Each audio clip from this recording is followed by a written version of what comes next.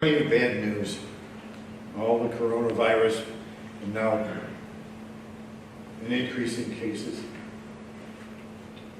Lots of bad news about racial tensions and too much violence breaking out in Black Lives Matter demonstrations. But on a lighter note, did you hear the bad news? The Tigers are picked to finish with the worst record in baseball.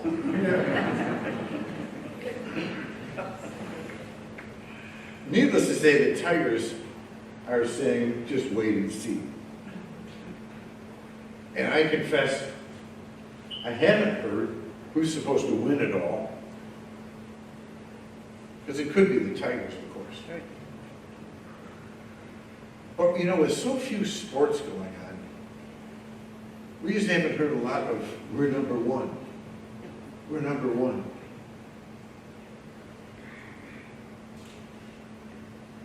Who is number one? Or what is number one in your life? Now, I must say, this little bit I'm going to share now, it's a sheer guilt trip. I apologize, but there's some value to reflecting on it a little bit. Where do you spend your time? How do you spend your money? What do you think about? What do you talk about? Mostly. So this strange and difficult gospel. Whoever loves father or mother more than me, son or daughter more than me, you're not worthy of me. Well, I love my parents. You love your kids, right? Just as Jesus said to Peter, do you love me? Do you love me? There's a wonderful model that's been a part of the YMCA for years and years. You know, I spent many years involved with Camp de Sales, but with Storer Camp so close by, we had a nice close connection, and their former director, Clark Ewing, became a real mentor and a guide for me. And there's this YMCA motto. It's one of these, what's this all about? And at Storer Camps in their dining hall, somewhere there's this sign that says, I am third. You've heard it before?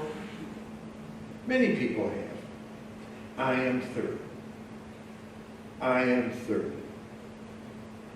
We're number one. I am third. Which raises the question, who's second? Who's first? And the answer is, God is first. Others are second. I am third. It's a pretty good Christian ideal to work with. Because, of course, our attitudinal starting point is, here I am, the center of the universe. Thank you, Lord, for calling me to take your place. I am third. Work with that. Because this is an invitation simply, come on, make the Lord first in your life. Take time to pray.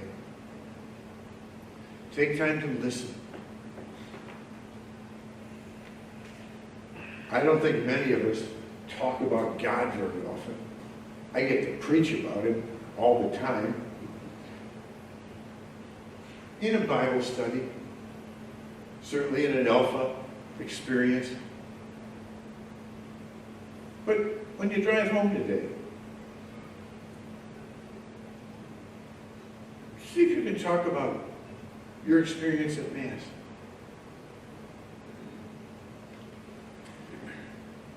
I'm going to shift gears and say thank you. One of my least favorite things is to do financial work.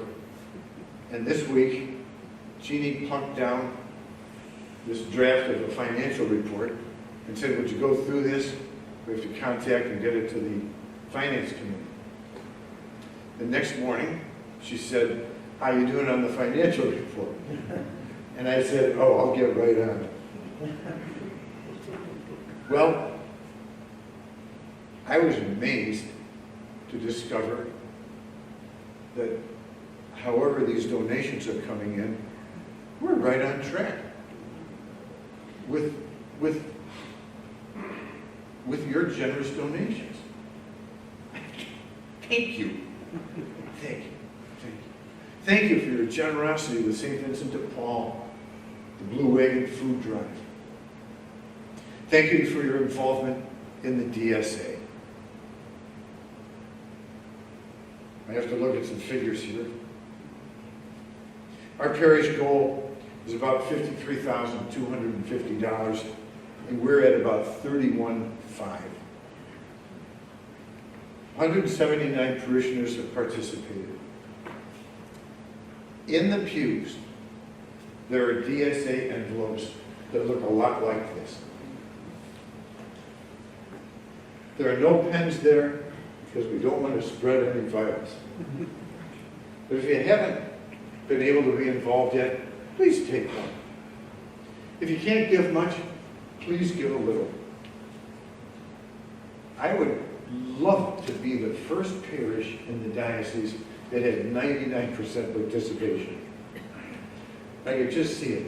We had 99% participation. The average gift was $2.73. Well, great. Everybody got involved. Thank you. Now, I do wear a mask. Every time I go to Country Market, I have a mask on. And I hate looking at you with masks. I always want to.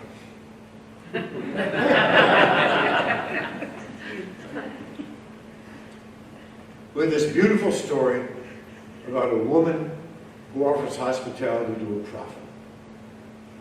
Let's fix up a little room for him. Oh, okay. Gosh, she says, can we do something for this woman? Well, she doesn't have a son.